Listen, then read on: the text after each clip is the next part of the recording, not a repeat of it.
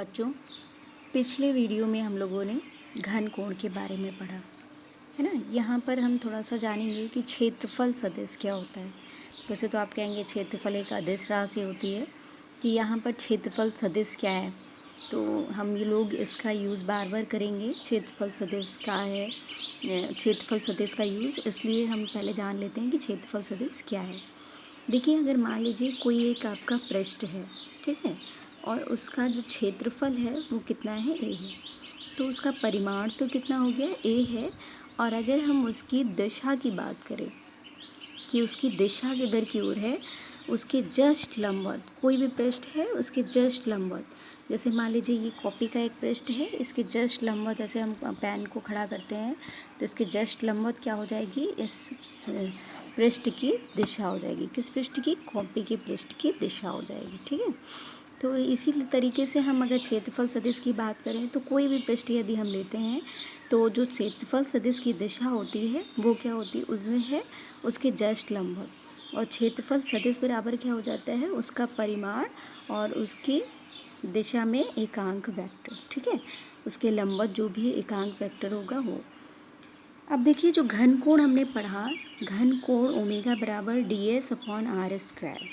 ये कंडीशन हमारी तब होती है जब हमारा त्रिज्य सदिश और हमारा क्या होता है, क्षेत्रफल सदिश, दोनों एक ही दिशाओं में होते हैं। ठीक है, त्रिज्या का जो सदिश है और आपका जो क्षेत्रफल सदिश है वो दोनों एक ही दिशा में है, तब तो हम ये फॉर्मूला पढ़ते हैं कि घन कोण ओमेगा बराबर ΔS/r²।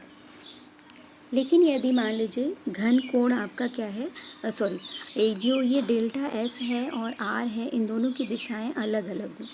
जैसे देखिए, ये हमारा पृष्ठ है ना, तो पृष्ठ के लंबवत क्या हो जाएगी, इसकी दिशा हो जाएगी, किसकी दिशा, क्षेत्रफल सदिश की। ठीक है, और त्रिज्य सदिश की दिशा किधर की ओर है, इधर की ओर है। तो अब अगर हम बात करें कि त्रिज्य सदिश और आपके क्षेत्रफल सदिश दोनों की दिशाएं थोड़ा सा क्या है, अलग अलग है। ठीक है, तो इसका जो फॉर्मूला बनता है वो क्या बनता है, देखिए यहाँ पर हम क्या करेंगे, ये दोनों एक ही दिशा में होने चाहिए, किसके किसके, आपके ये डेल्टा एस और आर की दिशा। तो ये डेल्टा एस की जो दिशा है वो हम क्या करेंगे, आर की दिशा में इसका घटक निकालेंगे। तो डेल्टा एस की दिशा डेल्टा एस का जो आर की दिशा में क्या है, घटक है, वो अगर मान लीजिए ये एंगल थीटा है तो आप इधर घटक क्या कहेंगे, डेल्टा एस कॉस थीटा, और इसके जस्ट लंबवत क्या हो जाएगा, डेल्टा एस साइन थीटा। तो त्रिज्य सदिश की दिशा में इसका घटक कितना हो गया, डेल्टा एस कॉस थीटा। तो जो डेल्टा ओमेगा का फॉर्मूला बनेगा वो क्या बनेगा, delta S cos theta upon r²। ठीक है, यानी घन कोण का जो फॉर्मूला बना वो delta S cos theta upon r² बना। ठीक है, चलिए आगे हम बात करेंगे वैद्युत फ्लक्स की। किसी वैद्युत क्षेत्र में स्थित किसी पृष्ठ के लंबवत गुजरने वाली वैद्युत बल रेखाओं की संख्या को हम क्या कहते हैं, उस पृष्ठ से संबद्ध वैद्युत फ्लक्स कहते हैं। ठीक है, ध्यान रखिएगा कि किसी भी वैद्युत क्षेत्र में स्थित, ये मान लीजिए हमारा ये वैद्युत क्षेत्र है, ठीक है, और ये हमारा क्या है, ये पृष्ठ है। वैद्युत क्षेत्र में स्थित एक क्या है, हमारा पृष्ठ है। इससे गुजरने वाली कौन सी लंबवत बल रेखाओं की संख्या, जो लंबवत बल रेखाओं की संख्या गुजरेगी, जैसे मान लीजिए ये हमारा पृष्ठ है, ये पृष्ठ है, और इससे लंबवत गुजरने वाली जो बल रेखाओं की संख्या होगी उसी को हम क्या कहेंगे, उसका वैद्युत फ्लक्स कहेंगे। ठीक है, वैद्युत फ्लक्स को हम किससे प्रदर्शित करते हैं, फाई से प्रदर्शित करते हैं। फाई क्या होता है, हमारा प्रोपोर्शनल होता है किसकी, एस के। ये जो पृष्ठ का क्षेत्रफल मान लीजिए एस है, इसके क्या होगा, प्रोपोर्शनल होगा। और फाई वैद्युत क्षेत्र के भी क्या होता है, प्रोपोर्शनल होता है। ठीक है, तो फाई जब हम इन दोनों को मिलाते हैं तो फाई बराबर ई एस मिलता है। कांस्टेंट जो हम लेते हैं वो कितना हो जाता है, 1 हो जाता है। ठीक है, तो यहाँ पर ये हमने एक कंडीशन ली थी। देखिए, जब दूसरी कंडीशन हम ऐसे लेते हैं कि हमारा जो पृष्ठ है वो इस तरीके से है और जो वैद्युत बल रेखाएं हैं गुजर रही हैं वो इस तरीके से गुजर रही हैं, यानी लंबवत नहीं गुजर रही हैं, वो थीटा कोण बनाते हुए क्या हो रही हैं, इस दिशा में गुजर रही हैं। तो अगर हम क्या करेंगे, लंबवत बल रेखाएँ देखेंगे तो लंबवत बल रेखाओं के लिए हम क्या करेंगे, देखिए ये पृष्ठ, ये क्या है, इस पृष्ठ का क्षेत्रफल सदिश है इस दिशा में, और इससे ये थीटा कोण बनाते हुए ये क्या कर रही हैं, गुजर रही हैं बल रेखाएं। तो अगर हम इस दिशा में घटक निकालें तो ये क्या हो जाएगा, ई कॉस थीटा। तो हमें फाई बराबर क्या मिल जाएगा, ई एस कॉस थीटा। ठीक है, तो फाई बराबर ई एस कॉस थीटा मिल जाएगा। देखिए आपने पढ़ा है कि ए डॉट बी बराबर क्या होता है, ए बी कॉस थीटा होता है ना।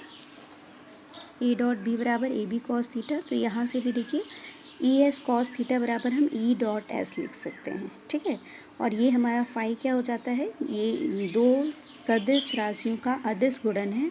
और दो सदिश राशियों का अदिश गुणन आप फर्स्ट ईयर में पढ़ चुके हैं। हमें क्या मिलता है, एक अदिश राशि मिलती है। तो फाई बराबर हमें क्या मिल गया, E dot of E S. देखिए यहाँ से हम फाई की तीन कंडीशंस की बात कर सकते हैं कि यदि थीटा बराबर हमारा 0 है तो फाई हमारा क्या मिलेगा, अधिकतम मिलेगा। फाई अधिकतम मिलेगा और धनात्मक रहेगा।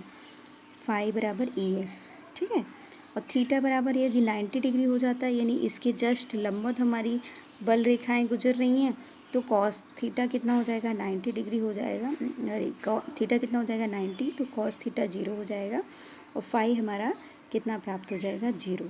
ठीक है, यानी जो वैद्युत बल रेखाओं की संख्या होगी वो 0 हो जाएगी।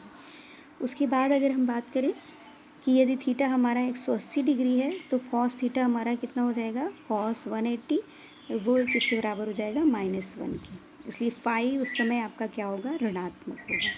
तो फाई हमारा क्या होता है, धनात्मक तब होता है, यानी वैद्युत फ्लक्स धनात्मक तब होता है जब पृष्ठ क्षेत्रफल सदिश और वैद्युत क्षेत्र की दिशा एक ही हो, तो हमें फाई धनात्मक प्राप्त होता है। और यदि दोनों की दिशाएं क्या हो जाए, लंबवत हो जाएं, तो हमें फाई क्या मिलता है, 0 मिलता है।